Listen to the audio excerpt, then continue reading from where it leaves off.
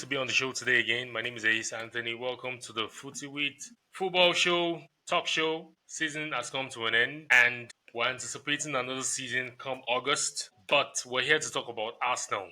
Arsenal is a trending topic every day. Whether the season is on or whether the season is not on. And I Mhm. have my guys here. Daniel, what's up? And Mustafa, how you guys doing? Good evening, bro. Happy holidays. Yeah, happy Doing well. holidays. Good to be. It's nice seeing you guys, man. The last time we Yeah. were here, we were all in a happy mood when we trashed Real Madrid out of the Champions League, and Yeah.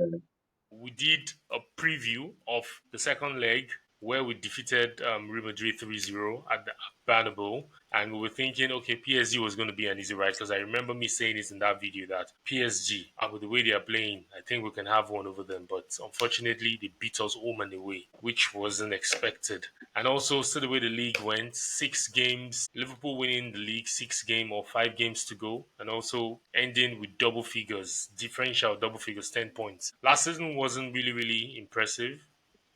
The semi-final, to me, I tell people that the semi-final of the Champions League is paper over cracks because there are still issues. We digressed, or we regressed a bit in terms of footballing activities, putting football in context. We regressed a bit as compared to hmm 2022-2023 season and hmm 2023-2024 season. I'm sure you all can agree with me on that, right? Yeah. Yeah, so we're thinking May 31st, 2024-25 season coming to an end. June 1st, Arsenal will get straight at it and trying to sign deals or get deals over the line. We see Manchester United, Manchester City, Liverpool, Chelsea, and see the way they are going on getting the deals done. I was on the show this morning on News Central where I was invited to talk about Arsenal, and still the same topic. Why is Arsenal slowing down as regards getting deals over the line? That important department, which is the striking department, the striker, the centre forward, we're torn between Sesko and Gyokeres. In the Arsenal fan base, there is the team Gyokeres and there is the team Sesko. But with things happening recently, I think Sesko might be the guy we're signing. But let me just start with you guys. I want to leave the floor to you guys. Just, let's talk. Why is Arsenal taking time to get deals done? Daniel, you want to go Daniel, you can go first? first. Okay, Yeah. okay. Yeah. Honestly, I think it's a culture thing now. It happened last season. It happened in January. It happened 2 years ago. It's a pattern now where Arsenal always takes time. With this principle that they're trying to follow. Negotiation and trying to keep a good spirit with the other club. Because in January they said, oh, they didn't want to spoil their relationship with Leipzig and stuff like that. So it's 100% ridiculous that we are this slow in terms of even having a firm target. See Man City, see how fast they are moving, see how fast Liverpool are moving, and Manchester United as well. So it's completely annoying knowing the season that we had and to still be this slow. We had a season where it was properly obvious that we needed reinforcement and we are this slow. It's going to become more difficult to get a deal done when you don't strike when the iron is hot and stuff like that. So I really think the club needs to sit up, speak to the players, the targets, especially the targets, Sesko. If that's the guy I want to get, let's go for him. And I'm fine with Sesko, the winger, for who I want and what I want is Rodrygo. So if you take us the entire window to sign Rodrygo, I don't mind. I don't mind at all. So yeah, let's just get cracking with it. Yeah, Mustafa, why is Arsenal, dilly dallying? Some in the Arsenal fan base think we're wasting a lot of time. Yeah, to be honest, I feel we are actually wasting some time because I expected us by now to completed at least two key signings. Two key signings in Thomas Partey's extension. It's very important. Even if we're saying Zubimendi is done, maybe they're waiting till July. But the top nine, I expected that we would have signed Gyokeres by now. To me, we need someone that is in that prime. We have the squad already. We don't need too much. We just need a centerpiece. And as a centerpiece, we need someone that just comes in and has that presence in the box. We could see, I don't know if you watched Norway and these guys yesterday. Italy. What's their name? Yeah, Italy. The way Odegaard was able to play behind two strikers, Solot and Alan switching, and was able to, drop those passes in and all that. I know he had a bad run this season, obviously. He was off it. But That just goes to show that when you have a runner in between defenders behind a good 10, those chances will pull up. So for Sesko, I'm a Sesko fan, but I feel that if you want to sign Sesko, then we need to sign him and Gyokeres. It's crazy, but I feel that that's the best thing we can do now. The reason is because he's younger. Obviously, it makes more sense for Arteta. It makes more sense for us now. He's younger. He has more years. Jokeris is about 27, He and I just think got Jokeris' 27. wage is about 27. So I think Jokeris' wages is I think they're asking, according to what I saw, 300. It's crazy.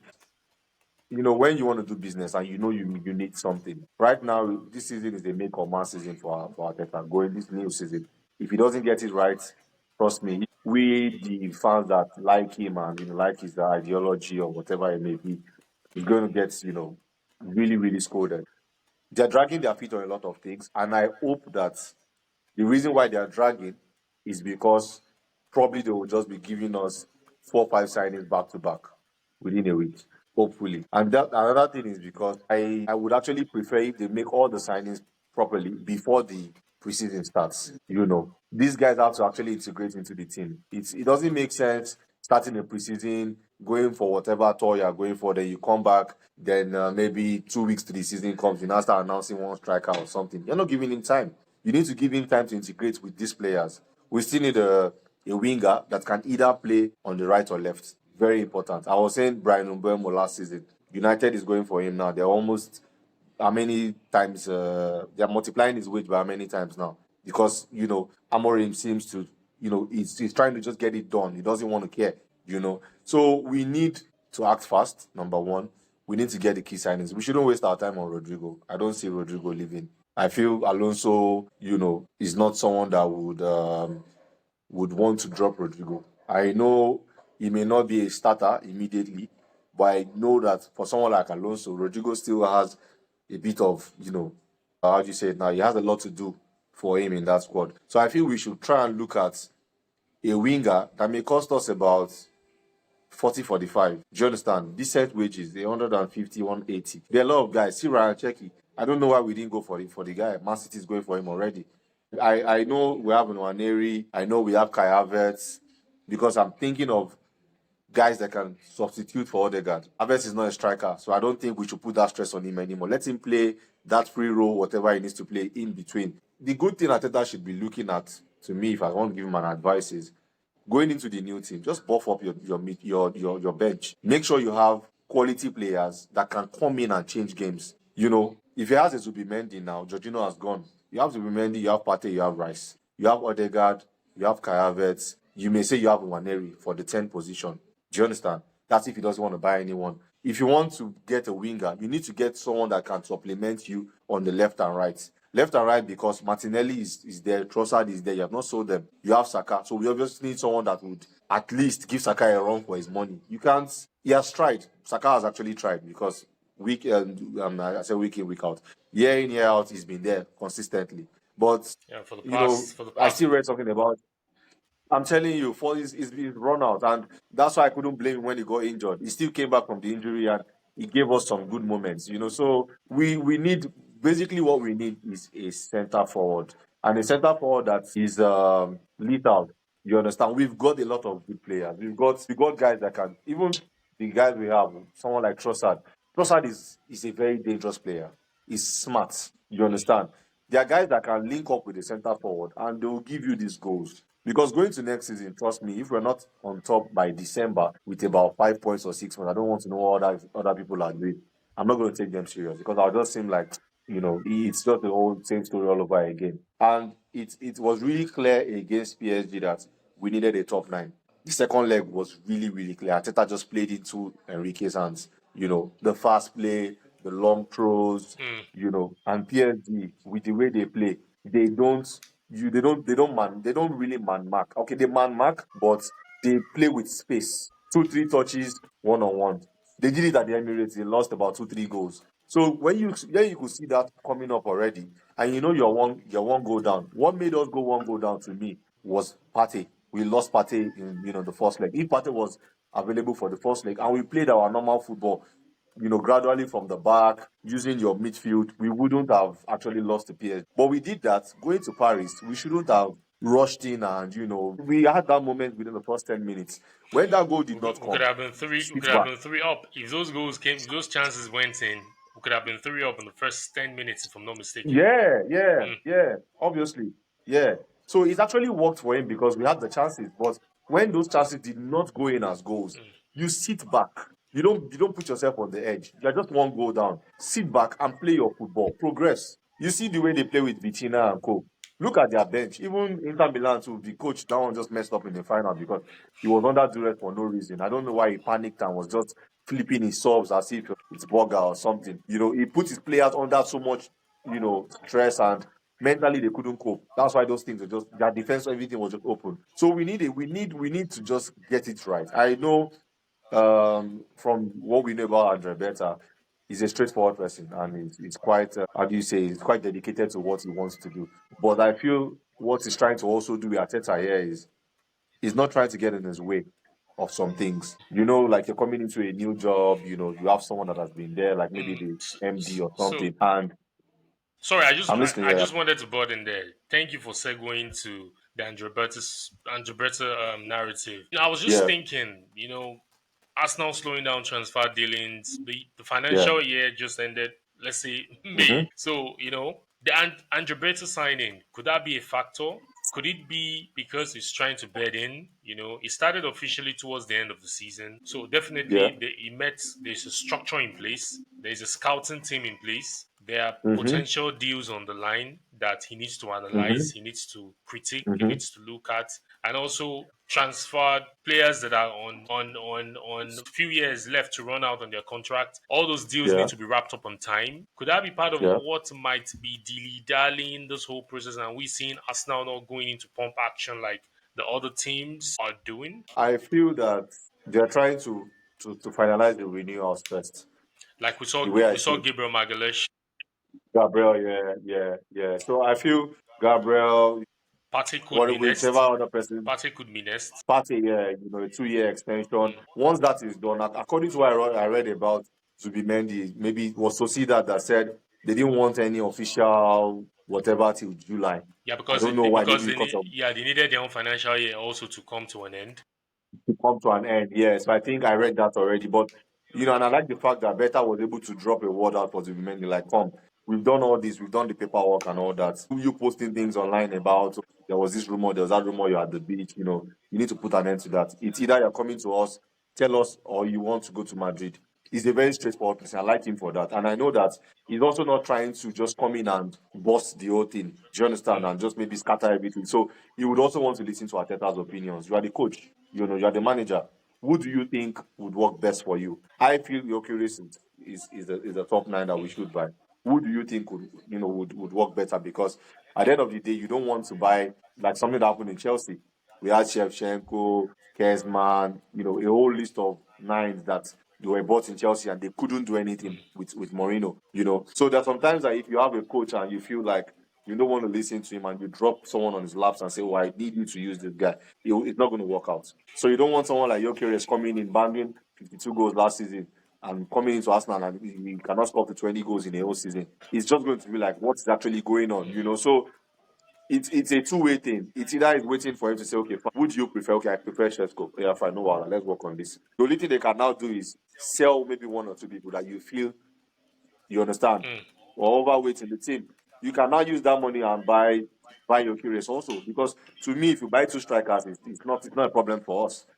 The more the better. Right now, we need all the firepower because if we are going to be frank with ourselves, if Arsenal decides to go for a quadruple this next season, it's no more than they need to try and win everything possible. Everything. No No excuses. The excuses. FA Cup, everything. Everything. Go for it all. Because Man City is not backing down. Man City is not backing down. The Champions League now, Madrid is coming with fire. A lot of everybody is, Yeah, everybody will have gathering up to. their Yeah, own they momentum. will have to build up. You understand? So So, Daniel, you let me just go straight to you because I know looking at I shared something on the WhatsApp group today. Looking at the financial year for 2023-2024 for Arsenal, 35% increase in terms of revenue as it was in 2022, and we've not factored in the season that just went past because 2024-2025 we finished second again, got to the semi-final of the Champions League, and the Mm-hmm. female team also winning the Champions League.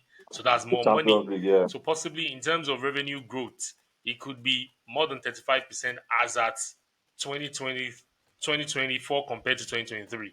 So we're comparing 2024 and 2025, possibly we might be getting to 40-45% growth. And this is where the Kroenke come in. They're happy. Profitability. The club is making profit. I saw a tweet somewhere on X where somebody said, as and when Arteta took over, Arsenal's profitability was at slightly over £300 million. But right now, 2025, Arsenal as a football club can boast of profitability of over £600 million. That's double. The owners are making a lot of money. But we need this to now Mm-hmm. be translated into Arsenal winning big Yeah. titles. So in this case, do Silverware. you think the Kroenkes, like Josh told us the other day, let's be excited, that the fans will be excited. And what we saw was a Sterling, we saw Calafiori, and we saw a Marino. We didn't see a striker. Do you think the owners should do more? I'm not trying to point accusing fingers here, but if we look at it critically, do you think the Kroenkes don't want to succeed? We've heard about their other franchises in America, in the NFL, in the hockey league. They're successful. So why is the case different with Arsenal? Do you think this could be the year or this could be the season, 2025-2026 season? Yeah. I think my first answer would be I know they're ambitious and they want to win. Because if you look at their track record and what they've done over the years across other franchises, the NBA, the NFL, they want to win. They are winners. And that's the simple thing. So I think last season, I want to go back to what you just said about Calafiori and Merino. I think those two are good signings. But we've just been kind Mm-hmm. of unfortunate with the injuries Calafiori picked. And Merino, because I watched him for Spain, I was like, there's a player in here. I know it takes time to actually bed into the Premier League. The Premier League is completely different. It takes a beast, a beast like Alan to come in and hit the ground running. So I think we signed good players, bar Sterling, because I never would understand the Sterling signing because we didn't need him. Mm. We didn't need that particular profile of a player. And that goes to the ambition that I'm coming to now. The club needs to show ambition. That's why I'm of the opinion that we need to go for Rodrygo. You need to make a statement. The statement signing, we need to have that big player now. Look at us now. When we play Manchester Saka, like for example, PSG, three men on him. Now imagine you have a Rodrygo on the other wing. Do they want to use their old squad to, mark our players? So now they have more problems to think about because in our starting 11, your main problem is Saka. So if you can lock him out, you've locked us now. And that's Now imagine you have two on both wings. We need to show ambition. We need to go in there and sign that big player. Liverpool did this. They went over the line to get Alisson. They went over the line to get Van Dijk. And see what happened to them. Mm-hmm. Success. We need to make a statement. We can't keep saying want to sign an upcoming talent.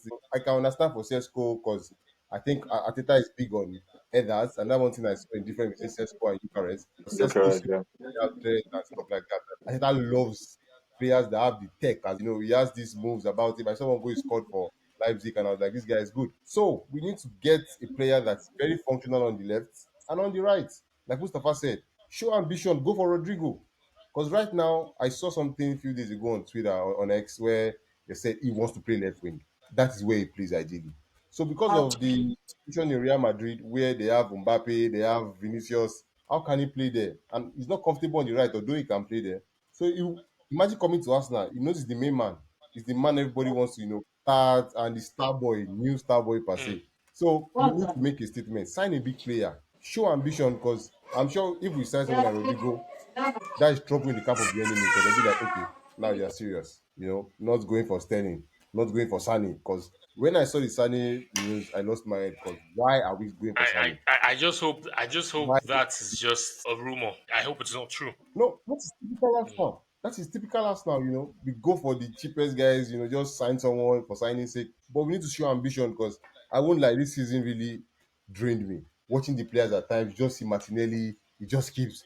When you watch the PSG game, I saw Due, I saw Bracola, I saw Kvaratskhelia. These are wingers. We need people that are going straight to score, not looking down and not passing the ball. So Martinelli has his good days. He's a good player, maybe a backup or maybe not good enough for us now. Both, or maybe he struggled last season. Mm. We need the ambition to go for these big players. So most of what you said about Arsenal not really like we can't get the deal over the line. We need to go there and drop the money.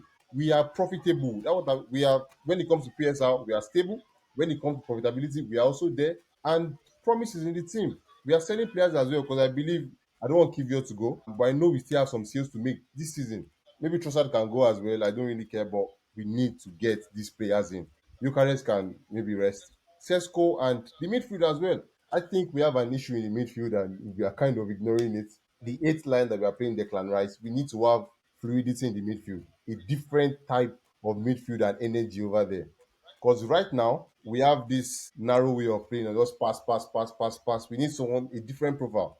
Someone like Fabio Vieira, but maybe he's not going to succeed at that now. Someone like Cheki, like you said, we need a different profile in that 10 position. Someone that can come in and, break the low block and stuff like that. So we need to show ambition Could to that be the reason? take that. I saw a rumor today concerning Rogers of Aston Villa, because you just talked Yeah, about that eight role, the position of the eight. Rice, yes, I know yeah, Arteta has tried to see how he can perform in there, function in there as an eight, and also at times play as a six. And to be candid, Arteta has done well on Rice, and Rice has really flourished as that eight. But right with what you said, I think in that midfield was too short, because if anything yeah, happens to Partey, God forbid, anything happens to Zubimendi, maybe because of the physicality of the Premier League, he hasn't adapted. So what happens? We're back to square one.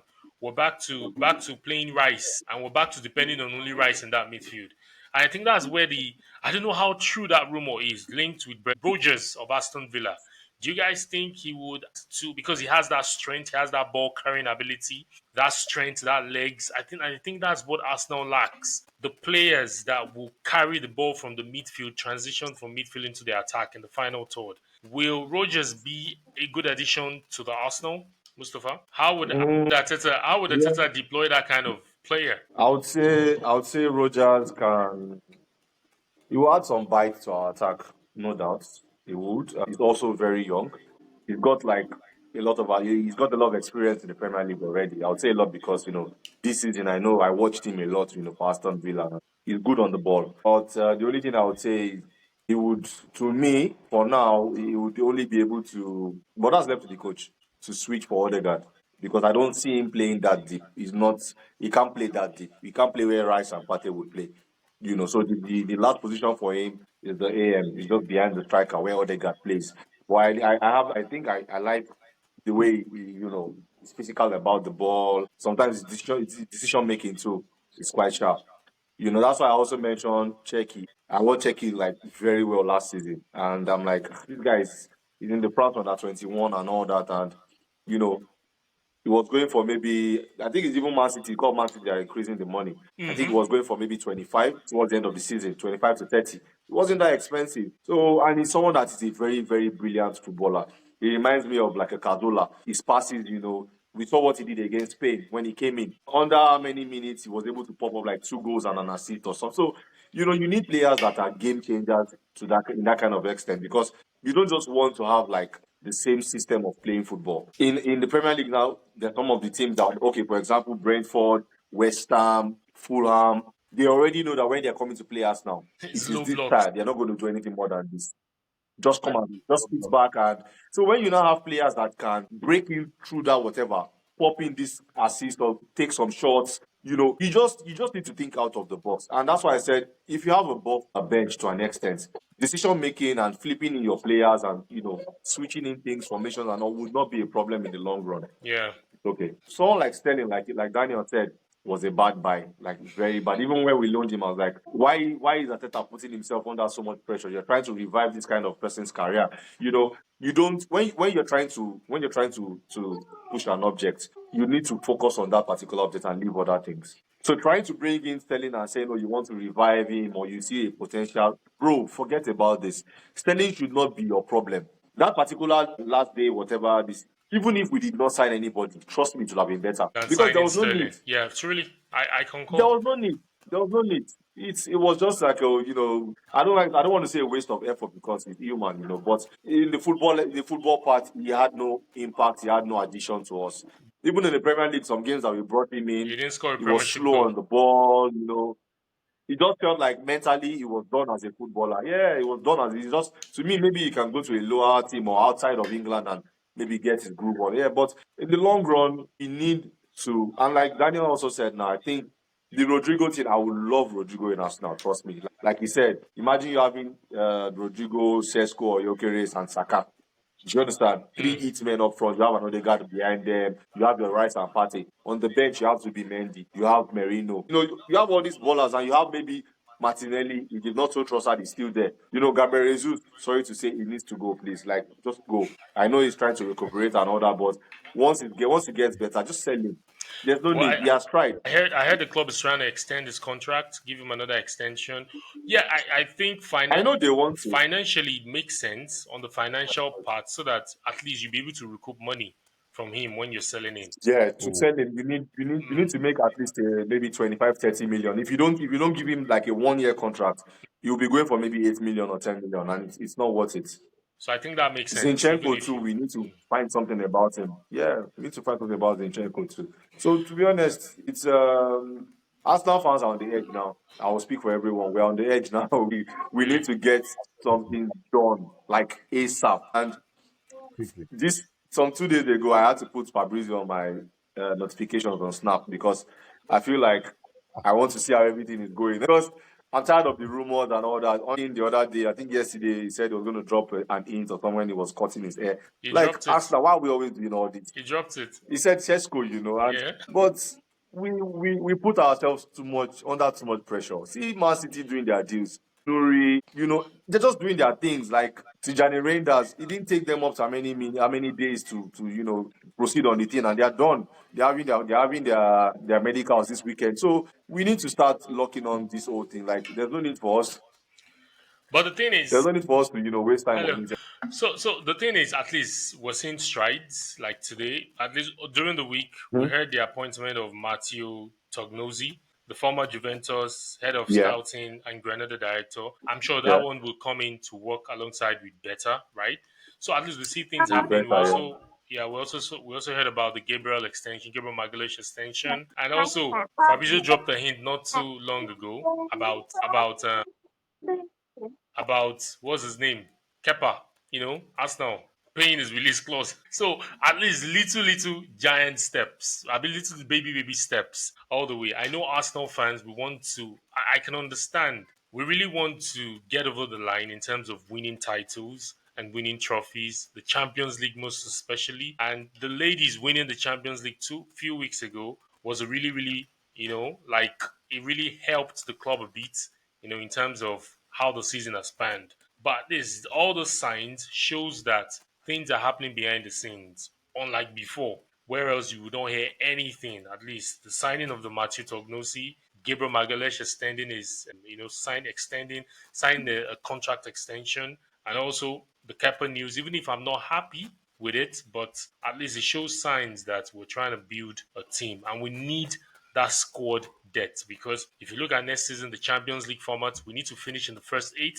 Looking at how the rules are changing, so we need to finish there as well, and also compete FA Cup in the FA Cup, compete in the Carabao Cup, win this competition, and also the Premiership. We don't have to finish second the fourth time, because that is going to be another record set.